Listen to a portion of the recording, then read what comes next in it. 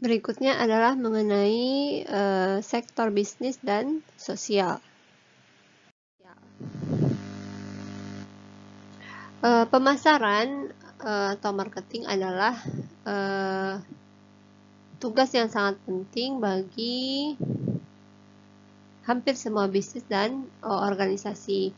Ini adalah salah satu penggunaan terbesar informasi pribadi oleh bisnis, partai politik, organisasi nirlaba, dan juga kelompok advokasi. Pemasaran termasuk di dalamnya adalah menemukan pelanggan baru, menemukan member atau voter, dan juga mendorong member yang lama untuk melanjutkan membershipnya, customernya, atau votersnya. Nah, hal ini juga termasuk dalam hal ini adalah iklan dan kebijakan tentang bagaimana menentukan harga produk dan kapan dan kepada siapa diskon akan diberikan atau ditawarkan. Sepanjang sebagian besar abad ke-20, bisnis mengirimkan katalog serta iklan berdasarkan sejumlah kriteria, misalnya usia, jenis kelamin, dan lingkungan. Kemudian, komputer dan peningkatan kapasitas penyimpanan menghasilkan revolusi dalam memasarkan produk ke orang-orang yang lebih ditargetkan. Seiring dengan semakin canggihnya teknologi, demikian juga dengan pengumpulan dan analisis data konsumen. Semua jenis bisnis menyimpan dan menganalisis terabyte data, termasuk pembelian barang-barang apa yang dibeli oleh customer, informasi finansialnya, aktivitas online-nya, opini dan preferensinya, catatan pemerintah, dan juga informasi bermanfaat lainnya yang kemudian berguna untuk menentukan siapa yang mungkin menjadi pelanggan baru dan produk serta layanan baru apa yang menjadikan pelanggan lama untuk membeli kembali atau membeli lagi barang-barang dari sebuah perusahaan atau organisasi. Bisnis sekarang menganalisa ribuan kriteria untuk menargetkan iklan, baik secara online maupun secara offline. Penjual online atau toko-toko online akan menyapa kita dengan nama dan membuat rekomendasi berdasarkan pembelian kita sebelumnya dan juga pembelian orang lain yang memiliki pola yang serupa.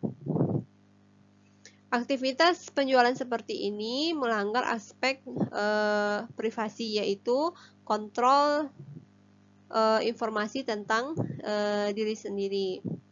Pendukung privasi dan beberapa konsumen keberatan dengan iklan berdasarkan riwayat pembelian konsumen dan juga aktivitas online.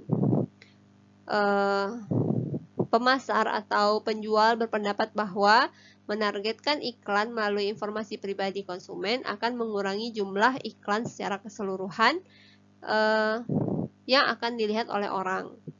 Kemudian memberikan iklan yang lebih mungkin diinginkan oleh orang tersebut dan mengurangi biaya overhead dan juga pada akhirnya akan mengurangi biaya produk. Tampilan iklan, harga, dan diskon yang kita lihat pada suatu perbelanjaan online mungkin berbeda dengan yang dilihat oleh orang lain. Beberapa menyebutkan bahwa hal tersebut cukup masuk akal. Misalnya beberapa situs menawarkan diskon untuk pengunjung yang berkunjung pertama kali. Beberapa juga menampilkan salah satu dari variasi halaman tergantung pada waktu, jenis kelamin, lokasi, dan juga lusinan atribut lainnya dari sesi seseorang.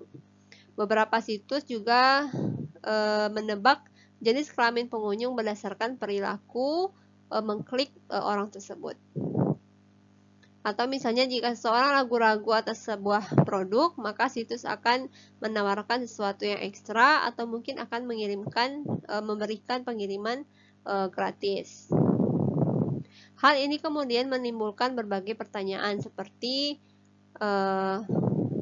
apakah pengumpulan dan penggunaan informasi perilaku ini merupakan contoh pengumpulan informasi yang tak kasat mata yang kemudian sebenarnya adalah tidak pantas. Kemudian apakah hal ini masuk akal? Kemudian apakah manipulatif? Kemudian kan apakah taktik-taktik ini berbeda dengan apa yang mungkin dilakukan oleh seorang penjual di toko yang secara langsung yang memenangkan pelanggan dan membuat penjualan. Misalnya saat kita berbelanja di toko, maka penjual dapat melihat jenis kelamin kita, memperkirakan usia kita, kemudian membentuk kesimpulan tentang kita dari pakaian kita, dari percakapan dan perilaku kita. Kemudian misalnya tenaga atau penjaga toko, toko-toko khusus yang mahal misalnya seperti dealer mobil atau yang ada di pasar loak atau pasar jalanan akan membuat penilaian tentang bagaimana tentang berapa banyak pelanggan potensial akan membayar. Mereka akan memodifikasi harga produk tersebut dan menawarkan ekstra yang sesuai kepada pembeli. Nah, apakah perangkat lunak kompleks yang mempersonalisasi belanja online hanya menembus hilangnya informasi yang tersedia bagi penjual jika kita berbelanja secara langsung? Nah, apakah beberapa orang gelisah terutama karena mereka tidak menyadari bahwa perilaku mereka mempengaruhi apa yang muncul di layar monitor mereka? Atau adakah ancaman privasi yang mengintai dalam praktek ini?